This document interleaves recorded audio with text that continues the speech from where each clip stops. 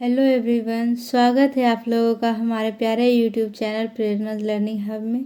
मैं प्रेरणा आप लोगों का तहे दिल से इस एनसीईआरटी के सीरीज में आप लोगों का स्वागत करती हूँ और आशा करती हूँ कि आप लोग स्वस्थ होंगे और अपना प्रिपरेशन अच्छी तरह से कर रहे होंगे। आइए जुड़ते हैं फिर एक शानदार सेशन के साथ। आज फिर एक ऐसे कॉन्सेप्ट को पढ़ने की कोशिश करते हैं जो बीपीएससी टीआरई 4.0 के दृष्टि से काफ़ी महत्वपूर्ण होने वाला है अन्य कॉम्पिटेटिव एग्ज़ाम के लिए, जिसमें कि ज्योग्राफी पूछा जाता है, उसके लिए भी काफ़ी इम्पोर्टेंट हो जाता है। तो वीडियो को बिना स्किप किए हुए शुरू से अंत तक ज़रूर बने रहिएगा। मैं आपको ये आश्वस्त करती हूँ कि अभी तक का जो कॉन्सेप्ट आपके लिए उलझा हुआ होगा, शायद अभी तक आपको समझ में नहीं आ रहा होगा, यकीन मान के चलिए इस 40 से 45 मिनट के क्लास में आपका सारा डाउट आज क्लियर होने वाला है। मैं बता दूं कि मैं आपसे जो बोली हूँ कि 6 से लेकर के 10 तक का एनसीईआरटी कवर करना है, मतलब कवर करना है। मैं 6 का कंप्लीट करवा चुकी हूँ और आपको पता होगा कि ये हमारा क्लास 7 का एनसीईआरटी चल रहा है, क्लास 7 का चल रहा है। इससे पहले के 2 चैप्टर हो चुके हैं। अगर आप लोग नहीं देखे हैं तो ज़रूर देख लीजिएगा, क्योंकि टॉपिक काफ़ी इम्पोर्टेंट था। आपको पता होगा कि एनसीईआरटी की क्या खासियत है। एनसीईआरटी की सबसे बड़ी खासियत है कि वो पिछले चैप्टर से रिलेट करके दिया हुआ रहता है, और अगर आप पिछले चैप्टर को अच्छे से नहीं नहीं करिएगा तो आने वाले चैप्टर में आपको थोड़ी परेशानी हो सकती है। मैं होने तो नहीं दूंगी, क्योंकि मैं पिछले चैप्टर से रिलेट करके हमेशा बताते हुए आती हूँ और इस बुक से 2 कदम आगे और 2 कदम पीछे भी समझाने का कोशिश करती हूँ, ताकि आपका सारा कॉन्सेप्ट क्लियर हो सके। इसीलिए अगर आप लोग नहीं देखे हैं पिछले चैप्टर को तो ज़रूर जाके देख लीजिएगा, प्लेलिस्ट बना हुआ है। अगर आप अपने गवर्नमेंट एग्ज़ाम को क्लियर करना चाहते हैं तो एनसीईआरटी बुक आपके लिए रामबाण है। एनसीईआरटी के बुक का कुछ भी नहीं छोड़ना है। आपको पता होगा, जो मेरे से पढ़ते हुए आ रहा है शुरू से, उसको पता होगा मैं एनसीईआरटी का लाइन बाय लाइन बताती हूँ, समझा समझा के। क्योंकि एनसीईआरटी का जो लैंग्वेज है थोड़ा सा उलझा करके दिया हुआ है, लेकिन मैं वही सुलझा सुलझा के आपके सामने पेश करती हूँ, ताकि आपको समझने में कोई परेशानी नहीं हो। और जैसे ही हमारा चैप्टर ख़त्म होता है, इसके चैप्टर के जो एंड में दिया हुआ रहता है क्वेश्चन आंसर अभ्यास, इसको जिसको बोलते हैं, वो भी करवाती हूँ साथ साथ ही। और जैसे ही हमारा क्लास 7 का ज्योग्राफी ख़त्म हो जाएगा, उसके बाद एक बार मिक्स प्रैक्टिस सेट आपके लिए लेकर के आऊँगी। चैप्टर वाइज अगर बोलिएगा तो चैप्टर वाइज ही लाऊंगी। क्लास 6 का करवा चुकी हूँ, आप लोग को तो देखे ही होंगे, अगर नहीं देखे हैं तो देख लीजिएगा। अब बिना किसी भूमिका के सीधे आते हैं टॉपिक पर। आज का जो हमारा टॉपिक है, आप लोगों को दिख रहा होगा कि हमारी बदलती पृथ्वी। हमारी बदलती पृथ्वी का क्या मतलब है? पृथ्वी में जो परिवर्तन हो रहा है किस तरीके से हो रहा है और कैसे हो रहा है। अगर देखें तो पृथ्वी पे 2 तरह के परिवर्तन होते हैं, एक बाह्य तरीके से और एक आंतरिक तरीके से, जिसको बाह्य बल भी कहते हैं। बाह्य बल में आ जाता है हमारा हवा, पानी, इस तरीके से जो हमारे धरातल पे जो परिवर्तन होते रहता है उसको बोलते हैं। और अंतर्जनिक बल में आ जाता है हमारा, जैसे भूकंप हो गया, ज्वालामुखी हो गया, ये सारी चीज़ें क्या है, किस तरीके से परिवर्तन होता है, ये सारे चीज़ मैं आज आपको इस चैप्टर में बताने वाली हूँ। ये चैप्टर आज बहुत इम्पोर्टेंट होने वाला है, ये वीडियो बहुत खास होने वाला है। तो बिना स्किप किए इस वीडियो को शुरू से अंत तक ज़रूर देखिएगा। अब चलिए आगे बात कर लेते हैं। अब सीधा हम अपने चैप्टर पे आ जाते हैं कि क्या है। एनसीईआरटी की लाइन को पहले समझने का कोशिश करेंगे, उसके बाद मैं आपको अलग से भी समझाने का कोशिश करती हूँ, ये तो आपको पता ही है। तो चलिए शुरुआत करते हैं। स्थल मंडल अनेक प्लेटों में विभाजित है। स्थलमंडल अनेक प्लेटों में विभाजित है जिन्हें स्थलमंडलीय प्लेट कहते हैं। ये चीज़ें तो आपको पता चल ही गई होगी, स्थलमंडलीय प्लेट किस तरीके से होता है और इसे किस तरीके से बांटा गया है। ये तो मैं आपको क्लास 6 से ही बताते हुए आ रही हूँ, इसीलिए मैं आपको 2 कदम आगे भी बताने का कोशिश करती हूँ ताकि आने वाले चैप्टर में आपको किसी भी तरीके का परेशानी नहीं हो कि ये क्या होता है वो क्या होता है। ये मैं शुरू से ही कनेक्ट करते हुए आती हूँ आपके साथ। इसलिए अगर मैं यहाँ पे थोड़ा सा बता दूँ तो 7 प्लेट में बांटा गया है, 7 प्लेट में बांटा गया स्थलमंडलीय प्लेट को। ठीक है, अब आगे देखिए। आपको यह जानकर आश्चर्य होगा कि ये प्लेटें हमेशा धीमी गति से चारों ओर घूमती रहती है, प्रत्येक वर्ष केवल कुछ मिलीमीटर के लगभग गति करती है। ये प्लेटें जो है धीरे धीरे धीरे धीरे करके हमेशा गति करते रहती है। क्यों गति करता है आप लोगों को पता ही होगा कि हमारा मेंटल जो है अर्ध तरल रूप में पाया जाता है, जिसके कारण जो है कि अर्ध तरल होने के कारण प्लेटें उस पर जो है गति करती रहती है धीरे धीरे धीरे धीरे। एग्जाम्पल के थ्रू अगर मैं आपको समझाऊं तो इस तरीके से समझिए। अगर मान लीजिए कि आप गैस पे एक पैन चढ़ाएं और नीचे से बर्नर ऑन किए और उसमें एक गेंद डाल दीजिए, जैसे ही पानी गर्म होगा वो गेंद ऊपर नीचे ऊपर नीचे ऊपर नीचे होते रहेगा। उसी तरीके से हमारी प्लेटें भी होती है। क्यों? क्योंकि मैग्मा बहुत गर्म होता है, हार्ड गर्म होता है और वो अर्ध तरल रूप में पाया जाता है। और मैग्मा का जो प्रवृत्ति होता है, तरल का प्रवृत्ति होता है बहने का। तो इसीलिए इतनी सारी चीज़ें आपको समझ में आ गई होगी, उम्मीद है। तो आगे देखते हैं कि और एनसीईआरटी में क्या कहा गया है। पृथ्वी के अंदर पिघले हुए मैग्मा होने वाली गति के कारण ऐसा होता है। आपको समझ में आ गया होगा। और बोल रहा है पृथ्वी के अंदर पिघला हुआ मैग्मा एक वृत्तीय रूप में घूमता रहता है, जैसे कि क्रियाकलाप में दिखाया गया है। क्रियाकलाप एग्जाम्पल के थ्रू दिखाया गया, नेक्स्ट स्लाइड में आपको दिखाई देती हूँ। हाँ, ये रहा। यहाँ पे जो है एक गैस पे बर्नर पे एक पैन चढ़ाया, उसमें एक बॉल डाल दिया। जैसे ही टेम्परेचर पानी का हाई हो जाएगा तो ये जो है गेंद ऊपर नीचे मतलब गति करेगा। वही चीज़ें यहाँ पे क्रियाकलाप के माध्यम से एनसीईआरटी के बुक में समझाया गया है। इसीलिए मैं बोलती हूँ कि ये एनसीईआरटी का खासियत है। आपका एक भी डाउट नहीं रहेगा अगर आप एनसीईआरटी के बुक को पढ़ लेते हैं तो। बोल रहा है एक रंगीन कागज़ की छोटी सी गोली लीजिए, इसे जल के आधे भरे बीकर में रख दीजिए। आप गोली भी कागज़ को मोड़ के एक गोल आकार में बना के भी डाल सकते हैं, आप बॉल को भी डाल सकते हैं। बीकर को तिपाही पर रखकर गर्म करें। तिपाही का मतलब है कि आप किसी भी बर्नर पर रख के गर्म कर सकते हैं।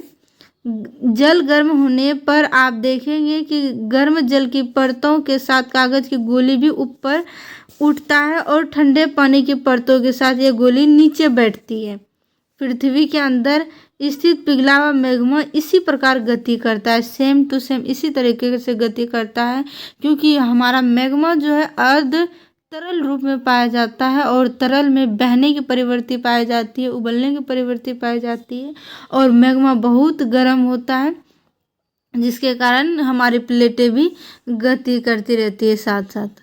ठीक है, उम्मीद है कि आपको ये सारी चीज़ें समझ में आ रही होगी। आगे देखिए, प्लेट की इस गति के कारण पृथ्वी के सतह पर परिवर्तन होता है। मतलब प्लेट जो गति करता है इसके कारण ही पृथ्वी के सतह पे परिवर्तन होता है। अब आपके मन में ये सवाल होगा कि सतह पे कैसे परिवर्तन होता है, अगर प्लेट गति कर रहा है तो सतह पे कैसे परिवर्तन हो रहा है। तो मैं आपको एक स्लाइड ऐड करके यहाँ पे समझाने का कोशिश करती हूँ, ध्यान दीजिएगा। ठीक है, जैसे कि मान लीजिए ये है हमारा, एक मिनट, मैं आपको समझाने में कोई कसर नहीं छोड़ूंगी, ये मेरा मानना है। यहाँ पे ध्यान दीजिएगा। मान लीजिए कि ये प्लेट है, एक टेढ़ा हो गया, ठीक है, ये एक प्लेट है और ये एक प्लेट है। और नीचे हमारा क्या है, मेंटल में मैग्मा है।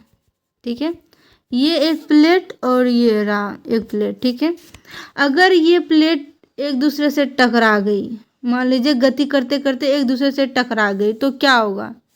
वलित पर्वत का निर्माण होगा। क्लास 6 में पढ़ाए थे ना, याद आया होगा आप लोगों को। पर्वत का निर्माण जब एक चैप्टर है, यूनिट है, उसमें अच्छे से डिस्कस करके आपको बताई थी।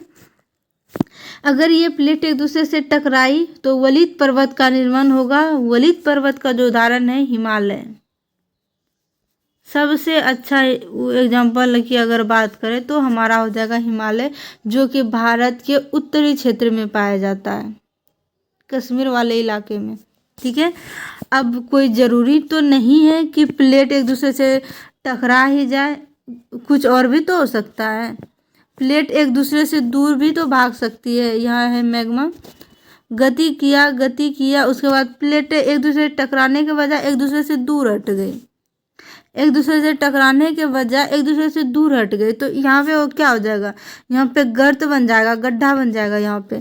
तो इसको क्या बोलते हैं? इसको बोलेंगे भ्रंश पर्वत। भ्रंश पर्वत, इस तरीके से भ्रंश पर्वत का निर्माण होगा। अगर प्लेटें टकराई तो वलित पर्वत का निर्माण होगा। अगर प्लेटें एक दूसरे से हट गई, अलग हो गई, अपोजिट दिशा में चली गई, तो भ्रंश पर्वत का निर्माण होगा।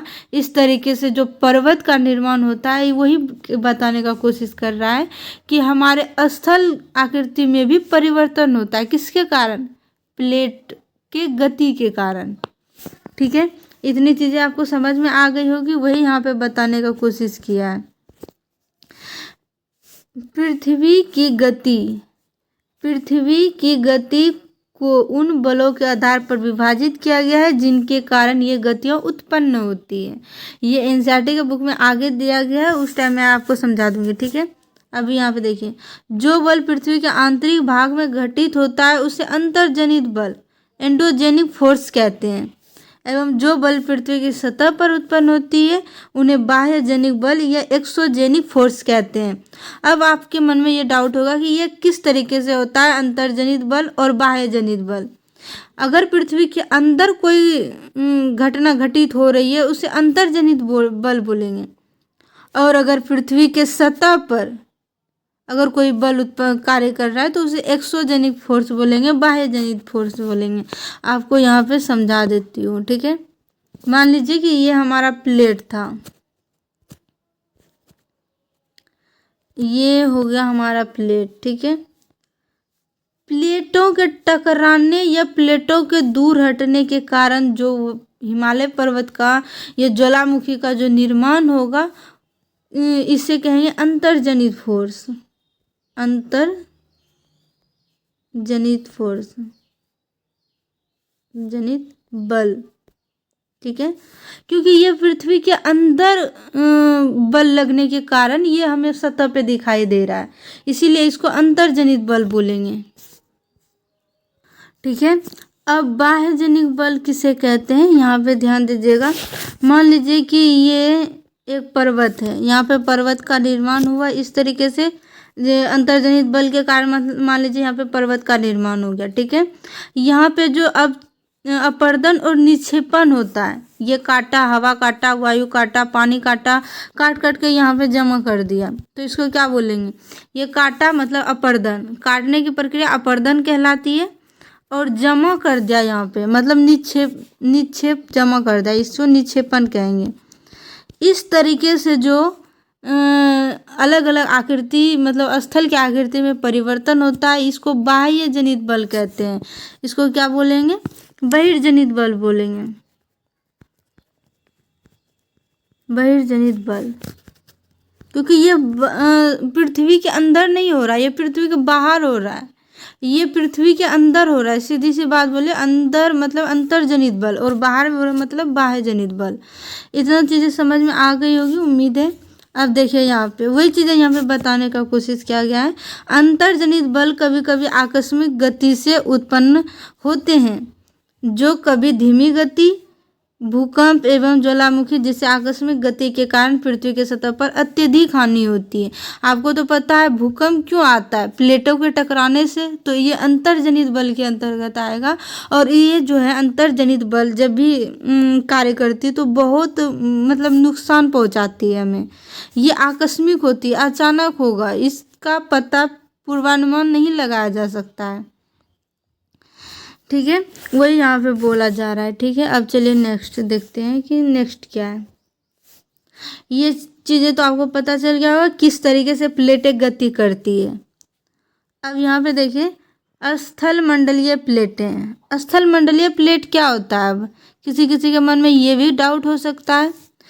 देखिए यहाँ भूपट्टी में अनेक बड़ी एवं छोटी कठोर असमान आकार की प्लेटें होती है जिन पर महाद्वीप एवं महासागर की सतहें टिकी है, उसे ही स्थल मंडलीय प्लेट कहा जाता है। और आपको बता दें कि टोटल 7 प्लेट हैं। सो टोटल कितना है? 7 प्लेट है।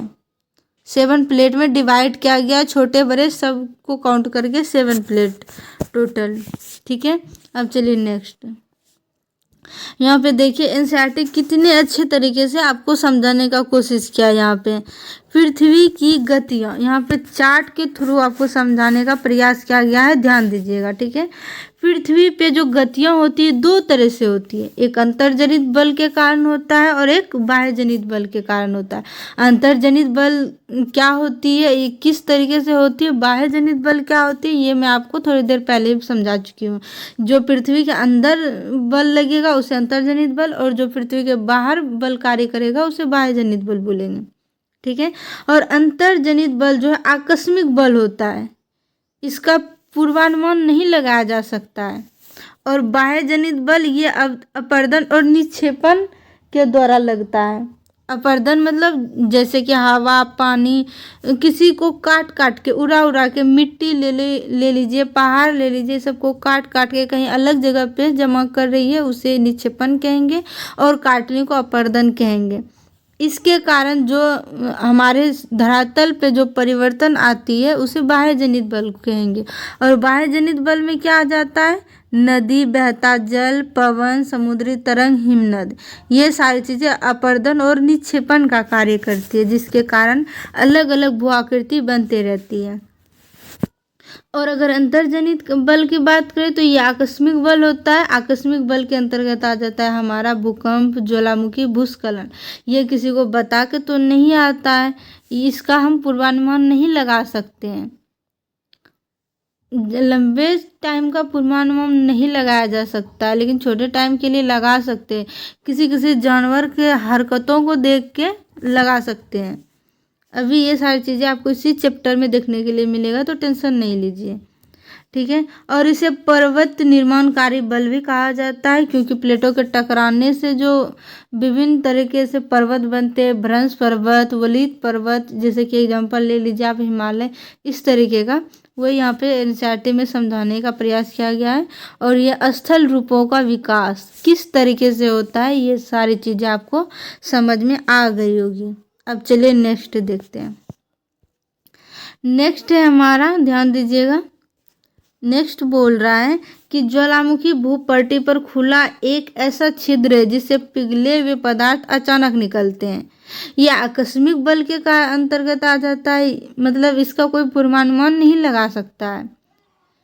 ठीक है, और यहाँ पे भूकंप के कारण जो ज्वालामुखी मतलब फटता है उसके बारे में बताया गया है। ये मैं आपको पिछले लेक्चर में भी समझा चुकी हूँ, लेकिन कोई दिक्कत नहीं है, मैं यहाँ पे आपको फिर से बताऊँगी। ठीक है, मेरा काम है आपको बताना, तो मैं एक भी डाउट नहीं छोड़ूंगी। देखिए यहाँ पे ये हमारा हो जाता है मेंटल, ये हमारा मेंटल, जहाँ पे द्रवित अर्ध तरल रूप में मैग्मा पाया जाता है, इसको कहा जाता है मैग्मा कोष्ठक। यहाँ पे दिख रहा होगा आप लोगों को, थोड़ा सा डायग्राम छोटा है इसलिए मैं आपको क्लियर दिखाने का कोशिश करती हूँ यहाँ पे। ठीक है, जहाँ से ये मैग्मा एक जमा के रूप में है उसे मैग्मा कोष्ठक बोलेंगे। और मैग्मा कहाँ पाया जाता है? मेंटल में, ये सभी को पता है।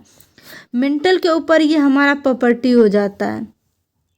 और अगर मैग्मा जो प्लेटों के टकराने से बाहर निकलती है तो इस तरीके से एक पाइप के रूप में, तो ये कहीं कहीं से अलग होकर टूट के इस तरीके से बाहर निकल जाती है मैग्मा, तो इसे क्या कहा जाएगा? लावा। यहाँ पे दिया गया भी है कि इसे लावा कहेंगे। और ये जो इस तरीके से लंबा जैसा नली जैसा आपको दिख रहा है, इसको निकास वेंट बोलेंगे। निकास या वेंट, जहाँ से निकलता है धुआं, मतलब गैस, राख, ये सारी चीज़ें ऊपर से निकलेगी। और लावा जो है इस तरीके से बीच बीच में से टूट टूट के निकलेगा। और इसके मुंह को क्या कहा जाता है? क्रेटर कहा जाता है। ये TRE 1 में पूछा गया है क्वेश्चन। TRE 1 में पूछा गया क्वेश्चन है, इसलिए इसको BBI कर लीजिए। पूछा गया था कि ज्वालामुखी के सबसे ऊपरी मुख को किस नाम से जाना जाता है, तो इसका आंसर हो जाएगा क्रेटर। और क्रेटर से क्या निकलता है? गैस और राख निकलता है। लावा क्रेटर से नहीं निकलेगा, लावा इधर से ही निकल जाएगा। और इसको बोलेंगे निकास वेंट। इतनी सारी चीज़ें आपको समझ में आ गई होगी। अब आगे चलते हैं। आगे देखिए, बोल रहा है इसी प्रकार स्थल मंडलीय प्लेटों के गति के करने पर पृथ्वी की सतह पर कंपन होता है। यह कंपन पृथ्वी के चारों ओर गति करता है। इस प्रकार के कंपन को भूकंप कहते हैं। भूकंप को समझाने के लिए मैं आपके लिए एक स्लाइड ऐड कर लेती हूँ यहाँ पे, ठीक है। भूकंप मैं आपको इतने अच्छे तरीके से समझा दूंगी कि दोबारा आपको पढ़ने का ज़रूरत नहीं पड़ेगा भूकंप, ठीक है। मान लीजिए ये हमारा अर्थ, एक मिनट, हाँ, ये हमारा अर्थ, ठीक है। ये क्या है? हमारा अर्थ है। पृथ्वी के नीचे, क्योंकि ये अंतर्जनित बल के कारण उत्पन्न होता है, तो यहाँ मान लीजिए यहाँ से भूकंप प्रारंभ हुआ। यहाँ से प्लेटें, मान लीजिए ये दो प्लेटें हैं, प्लेटें टकराई, एक दूसरे से टकराई। ज़्यादा अगर जोर से टकराएगी तो वलित पर्वत का निर्माण होगा।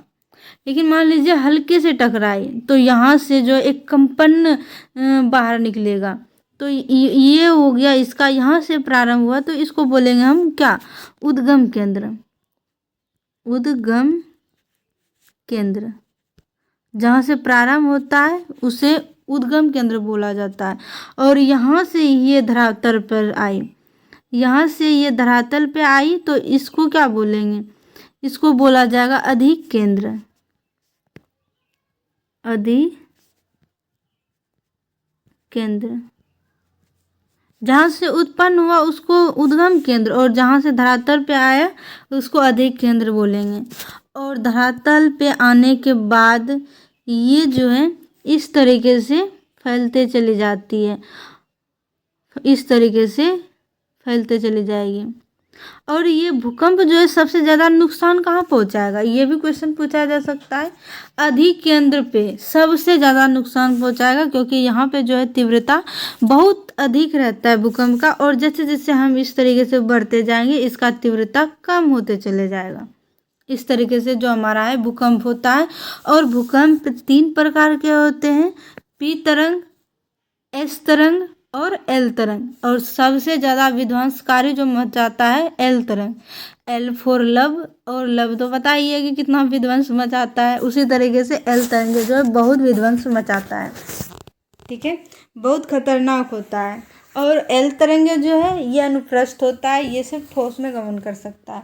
और अगर हम P तरंग की बात करें तो ये ठोस, द्रव, गैस सभी में कर सकता है गमन, लेकिन ये जो है कम नुकसानदायक होता है P तरंग, ठीक है। इस तरीके से आपको भूकंप समझ में आ गया होगा। ये चीज़ें तो बहुत ज़रूरी है ध्यान में रखना, क्योंकि इससे भी क्वेश्चन पूछ लिया जाता है कभी कभी, ठीक है। अब चलिए NCERT के लाइन को समझ लेते हैं। NCERT के लाइन को समझना बहुत ज़रूरी है। तो चलिए, भूपट्टी के नीचे वह स्थान, ये ब्लैक कैसे हो जाता है बार बार? भूपट्टी के नीचे वह स्थान जहाँ भूकंप आरंभ होता है उसे उद्गम केंद्र कहते हैं। ये तो मैं आपको बताई, ये तो आपको अच्छे से समझ में आ गया होगा। और उद्गम केंद्र के सतह पर उसके निकटतम स्थान को अधिक केंद्र कहते हैं। अधिक केंद्र से कंपन बाहर की ओर तरंगों के रूप में गमन करती है। अधिक केंद्र के निकटतम भाग में सर्वाधिक हानि होती है। क्यों? क्योंकि वहाँ पे जो है हाई रहता है, तरंग वहाँ पे हाई रहता है, इस तरीके से। और जैसे जैसे दूरी बढ़ेगी तो वह कम होते चले जाएगा। एवं अधिक केंद्र से दूरी बढ़ने के साथ भूकंप की तीव्रता धीरे धीरे कम होती जाती है। ये चीज़ें आपको समझ में आ गया होगा। अब चलते हैं डायग्राम में। ये रहा ये बॉक्स, ये तो एग्जामिनर का फेवरेट होता है, इसीलिए इसको तो छोड़ना ही नहीं है, चाहे कुछ भी हो जाए, कुछ भी पढ़ो या ना पढ़ो, इसको जरूर पढ़ लो, ठीक है। अब यहाँ पे बोल रहा है एंडो, एंडो का मतलब क्या होता है, अंत, और एक्सो का मतलब बाह्य, और इसमें जेनिक जोड़ देंगे तो एंडोजेनिक फोर्स बन जाएगा और एक्सोजेनिक फोर्स बन जाएगा। एंडोजेनिक का मतलब अंतबल और बाह्यजनिक का हो जाएगा एक्सोजेनिक, ठीक है, इस तरीके से। अब यहाँ पे और भी कुछ दिया है कि एक बर्तन ले, उसे जल से भर कर ढक्कन से बंद कर दें तथा जल गर्म करने के लिए रख दें। इस तरीके से ये क्रियाकलाप दिया गया है बच्चों के लिए, ये ज़्यादा इम्पोर्टेंट है नहीं तो इसको स्किप कर सकते हैं, ठीक है। ये भूकंप आपको समझ में आ गया। अब चलिए यहाँ पे देखिए भूकंप की उत्पत्ति के बारे में ही एनसीईआरटी के बुक में भी बताया गया है। देखिए ये पृथ्वी के अंदर जहाँ से भूकंप प्रारंभ हुआ वह स्थान जहाँ भूकंप उत्पन्न होता है भूकंपीय ऊर्जा का उद्गम केंद्र कहा जाता है। यहीं से भूकंप उत्पन्न होता है, ठीक है। और ये इसके सीधा में जो यहाँ पे आ जाएगा हमारा, ये हो जाएगा हमारा क्या, अधिक केंद्र, और ये इस तरीके से फैलते चले जाएगा, और जैसे जैसे फैलेगा इसका तीव्रता कम होता जाएगा, ठीक है। और भूकंपी तरंगे सभी दिशाओं में बाहर की ओर निकलती है, ये मैं आपको बता चुकी हूँ। और वही चीज़ें यहाँ पे बताएगा। भूकंपी तरंग 3 प्रकार के होते हैं, पी तरंगे, एस तरंगे और एल तरंगे। सबसे ज़्यादा विध्वंस जो मचाती है एल तरंगे, और सबसे कम पी तरंगे। पी तरंगे अनुदैर्घ्य होती है, और एस तरंगे अनुप्रस्थ होती है, और एल तरंगे भी अनुप्रस्थ होती है। इन तीनों के गुणधर्म विश्व कोश से ज्ञात करने का प्रयास कीजिए। ये सारी चीज़ें आपको समझ में आ चुकी होगी, उम्मीद करती हूँ। अब चलिए नेक्स्ट देख लेते हैं। भूकंप की भविष्यवाणी संभव नहीं है, लेकिन यदि हम पहले से तैयार हो तो इसके प्रभाव को निश्चित रूप से कम कर सकते हैं। हाँ, कर सकते हैं। अगर हम पहले से तैयार है तो इसके प्रभाव को कम किया जा सकता है, लेकिन इसका भविष्यवाणी कोई नहीं कर सकता है। स्थानीय लोग कुछ सामान्य तरीकों से भूकंप आने की संभावना का अनुमान लगाते हैं, जैसे जानवरों के व्यवहार का अध्ययन, तालाबों के मछली की उत्तेजना और सांपों का धरातल पे आना। क्योंकि जानवर का जो है वो मतलब सुनने की क्षमता बहुत अधिक रहती है, महसूस करने की क्षमता बहुत अधिक रहती है, इसीलिए आदमी से पहले जानवरों को जो है इस चीज़ का अनुभव होने लगता है, महसूस होने लगता है। इसीलिए वो मछली सब जो है जल में उछलने लगती है, जल से निकलने का, बाहर निकलने का कोशिश करने लगती है।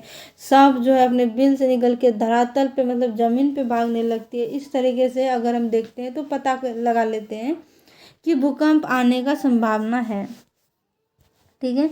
अब यहाँ पे एक बहुत ही दुखद घटना जो कि भुज में हुआ था यहाँ पे दिया गया है, समझने का कोशिश करते हैं, ठीक है। भुज में भूकंप के झटके, और ये कब आया था भुज में, 26 जनवरी 2001 को, जब हम मतलब गणतंत्र दिवस मना रहे होंगे, 26 जनवरी मना रहे होंगे, उसी दिन भुज में भूकंप आ गया था। और भुज कहाँ है आप लोगों को पता है? अगर पता है तो कमेंट में ज़रूर बताइएगा कि भुज कहाँ है, ये आपके लिए एक होमवर्क है, भुज कहाँ है, ठीक है। भुज शहर में रिएक्टर स्केल पर 6.9 की तीव्रता वाला भीषण भूकंप आया था। सोचिए कितना मतलब इस क्षति पहुंचाया होगा, इतना खतरनाक भूकंप। इसका तीव्रता कितना था, 6.9। स्कूल को प्रभावित किया। ये भुज की तबाही देखिए, फोन लाइन, जल पाइप, विद्युत स्टेशन, ये सारे बाधित हो गए थे। और मुख्यमंत्री की केंद्र से अपील भी मतलब यहाँ पे तो दे दिया है कि भुज जो है गुजरात में है। मैं आपको बता ही देती हूँ, आपके लिए कोई दूसरा होमवर्क दे दूँगी, ठीक है। यहाँ पे दिया गया, गुजरात सरकार ने इस संकट का सामना करने के लिए केंद्र से वित्तीय सहायता मांगी है। ये सारी चीज़ें, आग से भी तबाही हुई थी, इस तरीके से आपातकाल भी वहाँ पे हो गया था। ये सारी चीज़ें आपको पता होगा अगर आप लोग पढ़े होंगे न्यूज़पेपर उस टाइम का। तो अब चलिए नेक्स्ट अध्याय भूकंप से बचाव की तैयारी। अगर भूकंप आया तो उसका हम ना ही पूर्वानुमान लगा सकते हैं और ना ही उसको रोक सकते हैं भूकंप को, लेकिन हाँ, हम उससे बचाव की तैयारी तो कर ही सकते हैं, उससे बचने के उपाय तो कर ही सकते हैं, उससे बच तो सकते ही हैं। उसे रोक नहीं सकते, उसका अनुमान नहीं लगा सकते, लेकिन उससे बचाव तो कर ही सकते हैं। इसीलिए यहाँ पे कुछ चीज़ें दिया गया है जिसका उपयोग करके आप भूकंप से बच सकते हैं। पहला क्या है, भूकंप के दौरान कहाँ आश्रय ले। भूकंप के दौरान बोल रहा है कहाँ रुकना चाहिए। ऐसा नहीं कि आप बड़े बड़े बिल्डिंग के नीचे घर में रुक जाओ, ऐसा नहीं है, क्योंकि जो जितनी बड़ी चीज़ें होती है वो उतना ही घातक पहुंचाती है।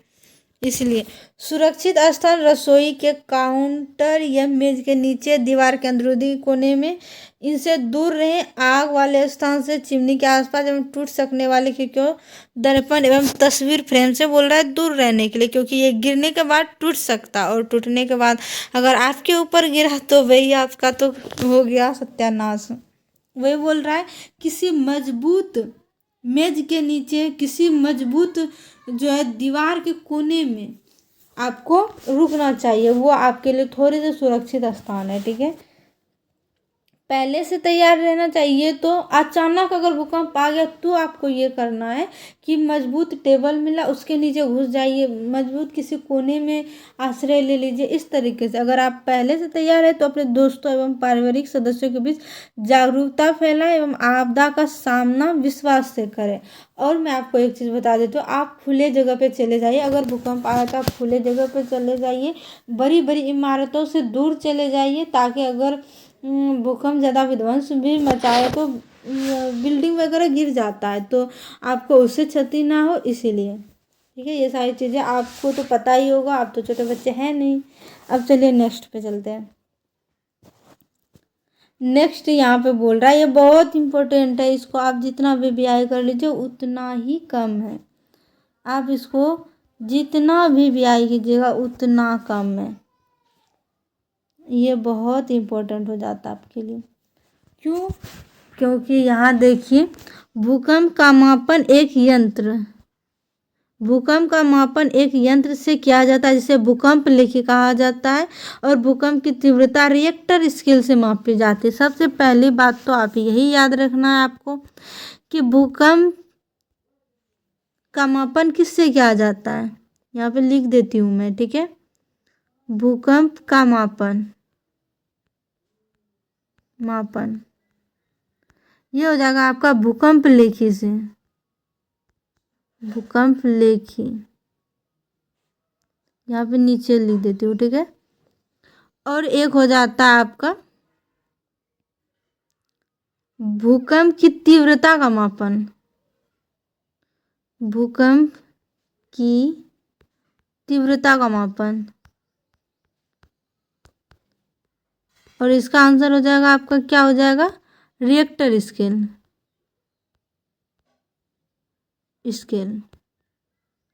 इसमें बच्चे बहुत कंफ्यूज हो जाते हैं, इसीलिए मैं आपको यहाँ पे लिख के अलग से बता रही हूँ। अगर आप लोगों को याद नहीं रहेगा तो आप लोग स्क्रीनशॉट ले सकते हैं।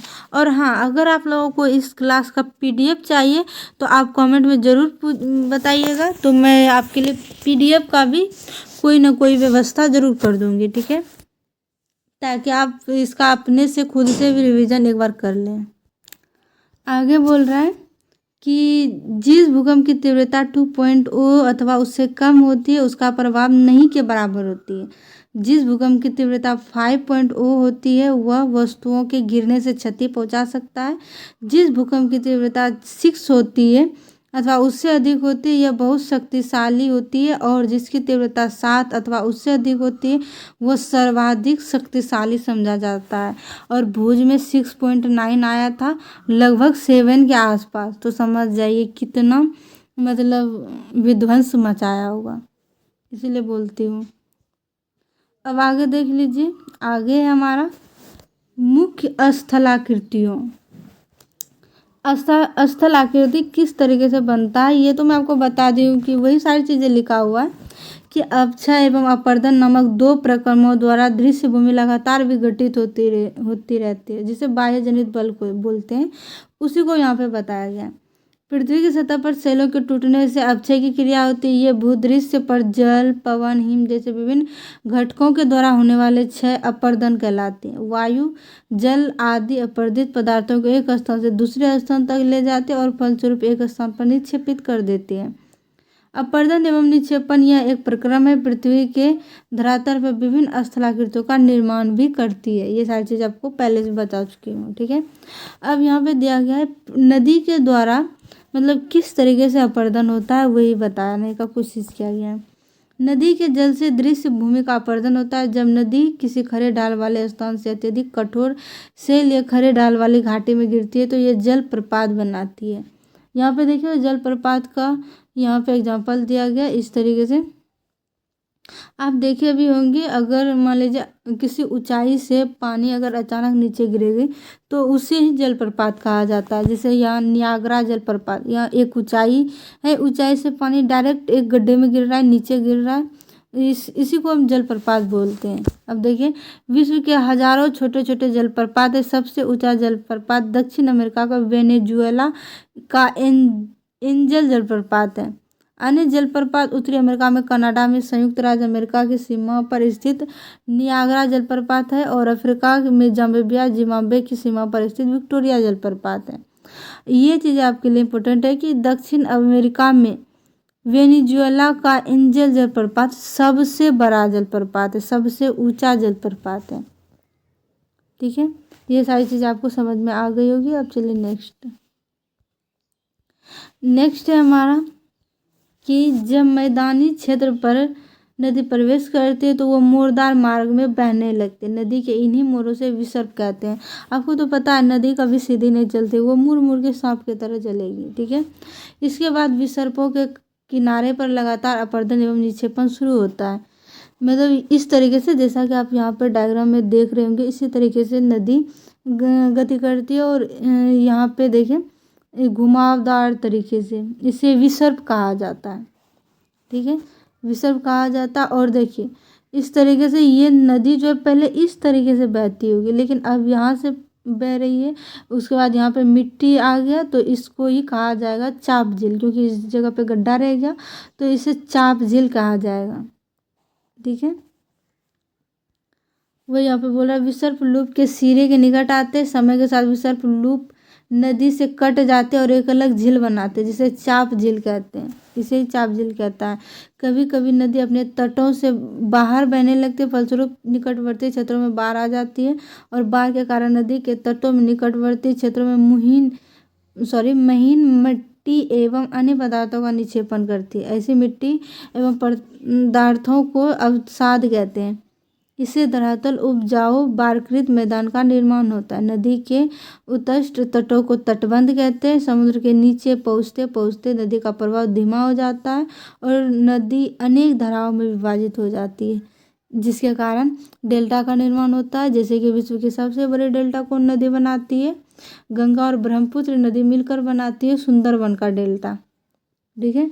क्योंकि नदी जो अवसाद ढोते हुए जाती है और एंड में जब महासागर में मिलने को रहती है, समुद्र में मिलने को रहती है, तो नदी की गति धीमी पड़ जाती है, जिसके कारण वो अवसाद वहीं पे छोड़ देती है। और बता दें आपको कि सुंदरबन का डेल्टा बहुत उपजाऊ होती है, डेल्टा ही काफ़ी उपजाऊ होता है, इसलिए ये सारी चीज़ें आपको पता चल गया होगा। चाप झील किस तरीके से बनता है और नदी कैसे विसर्प में बहती है और अपरदित करती रहती है मिट्टी को इस तरीके से। और यहाँ पे कि जिनको वितारिका कहते हैं, ये तो मैं आपको बताया कि ये रहा सुंदरबन का डेल्टा इसी तरीके से बनता है, एक पत्ते के आकार के समान होता है। इनके साथ लाए मलबे का निक्षेपण करते हैं। प्रत्येक वितारिका के मुहाने पर नदी निर्माण करती है। सभी महीनों के अवसादों के संग्रह से डेल्टा का निर्माण होता है। और विश्व के कुछ नदियों के नाम ढूंढे जो डेल्टा का निर्माण करती है। गंगा और ब्रह्मपुत्र आप एग्जाम्पल के थ्रू याद रख सकते हैं, ठीक है। अब यहाँ पे दिया गया समुद्री तरंगों के कार्य। समुद्री तरंगों का क्या कार्य है, ये सारी चीज़ें आपको यहाँ पे समझ में आ जाएगी, ठीक है। समुद्री तरंग के अपर्दन एवं निक्षेपण तटीय स्थलाकृतियों बनाते हैं। निक्षेपण और अपरदन समुद्री तरंग के द्वारा भी होता है। ये चीज़ आपको याद रखनी है, ठीक है। समुद्री तरंगें लगातार सैलों से टकराती है जिससे दरार विकसित होती है। समय के साथ ये बड़ी और चौड़ी होती जाती है। इनके समुद्री गुफा कहते हैं। मतलब ये जो है इस तरीके से ये दरार ये बार बार इससे आकर टकराएगी। ये पानी की तरंगें जो बार बार आकर टकराएगी इसके कारण यहाँ पे एक होल बना देगा, छिद्र बना देगा। वो कहते हैं ना कि एक कोमल चीज़ भी अगर बार बार गिरे तो गड्ढा कर देती है, वही चीज़ है पानी। बार बार तरंग यहाँ पे टकराई इससे गड्ढा कर दिया और धीरे धीरे धीरे धीरे इसको तोड़ देगी। वही चीज़ें यहाँ पे बताया गया है, ठीक है। इन गुफाओं के बड़े होने पर इनसे केवल छत ही बचती है जिसे तटीय मेहराब कहते हैं। तटीय मेहराब क्योंकि ये ऊपर का हटा दिया है, सिर्फ छत ही बचा है, ठीक है। लगातार अपरदन छत को भी तोड़ देते, केवल दीवारें बचते। दीवार जैसी इन आकृति को स्टैक कहते हैं। समुद्री जल के ऊपर लगभग ऊर्ध्वाधर खड़े हुए ऊंचे सेलों को समुद्री भृंग कहते हैं और समुद्री तरंगे किनारों पर अवसाद जमा करते हैं और समुद्री पुलिन का निर्माण करती है। देखिए किस तरीके से समुद्री तरंगे जो है कि ये बार बार इससे टकराती है और इसको धीरे धीरे धीरे धीरे करके तोड़ देती है जिसके कारण हमारा तटीय मेहराब बनता है, स्टैक बनता है और धीरे धीरे इसको छत को भी उड़ा ले जाती है, ठीक है। अब चलिए नेक्स्ट कह रहा है हिमनद के कार्य। हिमनद का भी कार्य वही होता है, अपरदन और निक्षेपण। हिमनद जिसे जो कि हमारे हिमालय मतलब पर्वतीय क्षेत्रों में पाया जाता है ये दरअसल, और ये जो है बर्फ के रूप में ठोस पाया जाता है। ठोस बोल सकते हो, जैसे बर्फ पाया जाता है वैसे ही चादरों की भांति बिछा हुआ रहता है। हिमनद अथवा हिमानी बर्फ की नदियाँ होती है। हिमनद अपने नीचे की कठोर चट्टानों से गोलाश्मी मिट्टी और पत्थरों को अपरदित कर देती है और गोलाश्मी मिट्टी एवं पत्थरों से भूदृश्य का अपरदन होता है। हिमनद गहरे गर्तों का निर्माण करती है। जैसे कि पहाड़ी क्षेत्रों में देखे होंगे कि जैसे आप हिमालय पे चले जाइए वहाँ पे जो है ना गर्त पाया जाता है, मतलब हिमालय से एकदम बहुत गड्ढा पाया जाएगा। ये जो है हिमनद ही इसका अपरदन करती है, ठीक है। पर्वतीय क्षेत्रों में बर्फ पिघलने से उन गर्तों में जल भर जाता है और वे सुंदर झील बन जाते हैं। यही जल पिघल पिघल के नीचे आते रहता है और हमारे नदी के रूप में जिसको हम गंगा नदी, जिसे हम सदा नीर नदी कहते हैं। हिमनद के द्वारा लाए गए पदार्थ छोटे बड़े सैल, रेत अथवा तलछट मिट्टी निक्षेपित होते हैं। ये निक्षेप हिमनद हिमोर का निर्माण करती है। ये सारी चीज़ें आपको समझ में आ गई होगी। अब चलिए नेक्स्ट देख लेते हैं। नेक्स्ट है हमारा पवन के कार्य। क्या आपने कभी रेगिस्तान देखा है? बालू के टब्बे कुछ चित्र एकत्रित करने का प्रयास कीजिए। ये हमारा बालू का टिब्बा। रेगिस्तान में पवन, अपरदन एवं निक्षेपण का प्रमुख कारण है। रेगिस्तान में अपने छत्र के आकार पर सैल देख सकते हैं। ये मैं आपको क्लास 6 में ही समझा चुकी हूँ एकदम अच्छे से, किस तरीके से जो है कि ये निक्षेपित होता है और अपरदन होते रहता है वायु से। किस प्रकार से रेत उड़ा उड़ा के एक जगह पे जमा कर देगा उसे ही निक्षेपण कहा जाएगा। ये सारी चीज़ें मैं आपको क्लास 6 में ही बता चुकी हूँ, तो अभी कोई मतलब नहीं बनता है बताने का। अगर आप लोग नहीं देखे होंगे क्लास तो देख लीजिएगा, ठीक है। अभी जो क्लास 7 के एनसीईआरटी में दिया गया अब उसको ध्यान से पढ़ लेते हैं। छत्रक सेल कहते हैं। पवन सेल के ऊपरी भाग की अपेक्षा निचले भाग को आसानी से काटती है, इसलिए ऐसे सेलों के आधार संकेत एवं शीर्ष विस्तृत होते हैं। पवन चलने पर यह अपने साथ रेत के एक दूसरे से दूसरे स्थान तक पहुंचाती है। जब पवन का बहाव रुकता है तो यह रेत गिर कर छोटी पहाड़ी बनाती है। इनको बालू टिब्बा कहते हैं। जब बालू कण महीन एवं हल्के होते तो वायु उनको उठाकर अत्यधिक दूर ले जा सकती है। आपको तो पता है कितनी हल्की होती है, थोड़ा सा भी हवा चलेगी तो बालू एकदम उड़ने लगेगा, वही बोल रहा है। जब ये बालू के कण विस्तृत क्षेत्र में निक्षेपित हो जाते तो इसे लोएस कहते हैं। चीन में विशाल लोएस निक्षेप पाए जाते हैं।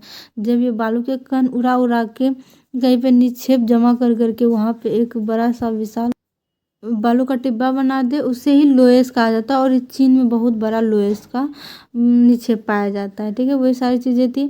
उम्मीद है कि आपको ये चैप्टर समझ में आ गया होगा। ये सारे चैप्टर ख़त्म हो चुके हैं। अब हम आ चुके हैं अभ्यास पे। आपको पता ही होगा कि हम जैसे ही चैप्टर फिनिश होता है एंड में आपको अभ्यास भी कराती हूँ, क्योंकि ये बहुत इंपॉर्टेंट हो जाता है। जितना चैप्टर को पढ़ना इंपॉर्टेंट है, जितना उसके बातों को समझना इंपॉर्टेंट है, उतना ही प्रैक्टिस करना भी इम्पोर्टेंट है।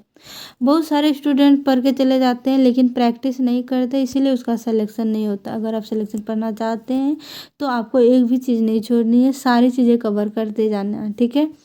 देखिए क्वेश्चन नंबर 1 की बात करें तो है प्लेटें क्यों घूमती है। ये तो आपको तो पता ही है कि प्लेटों के नीचे मैग्मा पाया जाता है। हमारे मेंटल में वो अर्ध तरल रूप में पाया जाता है, जिसके कारण के प्लेटें गति करती रहती है वृत्ताकार मार्ग में, ठीक है। और बोल रहा है बाह्यजनिक एवं अंतर्जनिक बल क्या, जो पृथ्वी के बाहर बल कार्य करेगा, जैसे अपक्षेपण और अपरदन और निक्षेपण, उसे बाह्यजनिक बल बोलेंगे। और अंतर्जनित बल के अंतर्गत आ जाता है हमारा ज्वालामुखी, भूकंप, ये सारी चीज़ें अंतर्जनित बल के अंतर्गत आ जाएगा, जो हमारे पृथ्वी के अंदर होता है, ठीक है। अपरदन क्या है। अपरदन क्या है, जैसे कि मान लीजिए नदी के द्वारा, हिमनद के द्वारा और वायु के द्वारा किसी चीज़ को उड़ा उड़ा के एक जगह पे जमा कर देता है, काटती है। जैसे आपको पढ़ा ही ना, हिमनद, हिमनद किस तरीके से मिट्टी का कटाव करती है और गर्त का निर्माण कर देती है, उसी तरीके से नदी किस तरीके से अपने साथ अवसाद को ढोते हुए मिट्टी को काटते हुए अपना मार्ग बना लेती है, उसी तरीके से अपरदन, उसे ही अपरदन कहलाएगा। और निक्षेपण, जैसे कि सुंदरबन का डेल्टा, वहाँ पे निक्षेप नदी ले जाकर जमा कर देती है, उसे ही निक्षेप कहा जाता है। नेक्स्ट है हमारा बालकृत मैदान का निर्माण कैसे होता है, ये आपको बताए। चाप झील किस तरीके से बनता है, वे सारी नदियां ही जो है मैदान का निर्माण करती है, जैसे कि आप पढ़े होंगे ब्रह्मपुत्र का मैदान, गंगा का मैदान, इस तरीके से। जब नदियाँ बहती है और बहते बहते वो अपना मार्ग चेंज कर लेती है, तो उस जगह पे एक उपजाऊ जमीन बन जाता है, मैदान बन जाता है, जहाँ पे हम लोग रहते हैं, इस तरीके से। जैसे कि उत्तर का विशाल मैदान किससे मिलकर बना हुआ है, कौन सी नदी से बना है, गंगा नदी से, इस तरीके से। और बालू टिब्बा क्या है, बालू टिब्बा मतलब जो कि रेगिस्तान में पाया जाता है, बालू के बड़े बड़े टिब्बे, जो कि सबसे बड़ा चीन में पाया जाता है लोएस। जब हवा के कण हवा चलती है तो बालू के कण उड़ा उड़ा के एक जगह पे जमा कर देती है, तो उसे ही बालू टिब्बा कहा जाता है। और समुद्री पुलिन का निर्माण कैसे होता है, कैसे किस तरीके से समुद्री तरंगे जो है कि बार बार प्रहार पे प्रहार कर करके उसका सारा कुछ उड़ा ले जाती है, इसी तरीके से आपको ही समझ में आ गया होगा। और चाप झील क्या है, चाप झील तो मैं बताया, जब अपना नदी जो है जिस मार्ग से चलती है और उसके अलावा अगर मार्ग चेंज कर ले तो उस जगह पे कट के एक झील का निर्माण ले लेती है, जिसे ही चाप झील कहते हैं। अब चलिए नेक्स्ट देख लेते हैं। क्लास ऑलरेडी बहुत लंबा हो चुका है, इसलिए मैं थोड़ा एंड में फास्ट कर रही हूँ, तो आप इस चीज़ को समझने का कोशिश कीजिएगा। इनमें से कौन सी समुद्री तरंग की विशेषता नहीं है। समुद्री तरंग की विशेषता क्या नहीं है, समुद्री गुफा बनाता है, किनारा बनाता है, सेल। इसका राइट आंसर सेल हो जाएगा। मैं अलग कलर से दे लेती हूँ ताकि आपको कन्फ्यूजन ना हो। इसका आंसर हो जाएगा सेल। हिमनद की विशेषता, हिमनद की निक्षेपण विशेषता है, मतलब हिमनद जो निक्षेपण करता है उसका विशेषता क्या होगा, ये जो है बालकृत मैदान बनाता है, ठीक है। पृथ्वी के आकस्मिक गतियों के कारण कौन सी घटना घटती है, ये ज्वालामुखी हो जाएगा। अंतर्जनित बल के कारण क्या करती है, ज्वालामुखी हो गया, भूकंप हो गया, इस तरीके से घटना अंतर्जनित बल हो जाएगा। और छत्रक शैलें पाए जाते हैं, छत्रक शैल कहाँ पाया जाता है, तो हिमनद में पाया जाता है। चाप झील यहाँ पाई जाती है, चाप झील नदी घाटी में पाया जाता है। जब नदियाँ चलती है और वो अपना मार्ग चेंज कर लेती है तो वहाँ पे कट के एक झील का निर्माण होता है, जिसे चाप झील कहते हैं। ये सारी चीज़ें आपको समझ में आ गई होगी। अब चलिए नेक्स्ट है हमारा मिलान करने के लिए। मिलान करने मतलब मैचिंग करने के लिए। मैचिंग करने पे तो आप लोग एक्सपर्ट है, तो आप लोग खुद से मैचिंग कर लीजिएगा, ठीक है। मैचिंग करना तो महिलाओं का बहुत ये फेवरेट मतलब पसंदीदा काम होता है, तो आप लोग मैचिंग करके कमेंट में ज़रूर आंसर दीजिएगा। और लड़के भी दीजिएगा, जो इस वीडियो को देख रहा है वो सारे स्टूडेंट, सारे बच्चे दीजिएगा, ठीक है। इस क्वेश्चन का आंसर मुझे कमेंट में चाहिए।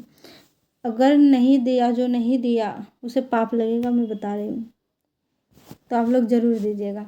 अब बोल रहा है कुछ सेल छत्रक के आकार के होते हैं, बारक्रेत मैदान बहुत उपजाऊ होते हैं। समुद्री गुफा जो है सटैक के रूप में परिवर्तित होती है और भूकंप के दौरान इमारतें गिरती है। ये सारी चीज़ें आपको समझ में आ गया होगा और इसका खुद से भी आंसर आप लोग बना सकते हैं। अगर आप चीज़ों को समझ गए तो किसी क्वेश्चन का आंसर देने में कोई परेशानी नहीं है।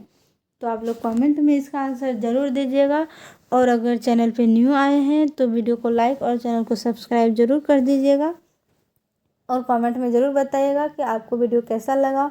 अगर अच्छा लगा तो भी बताइएगा, अगर ख़राब लगा तो भी बताइएगा और क्वेश्चन का आंसर ज़रूर दीजिएगा। तब तक के लिए हंसते रहिए, मुस्कुराते रहिए। जय हिंद।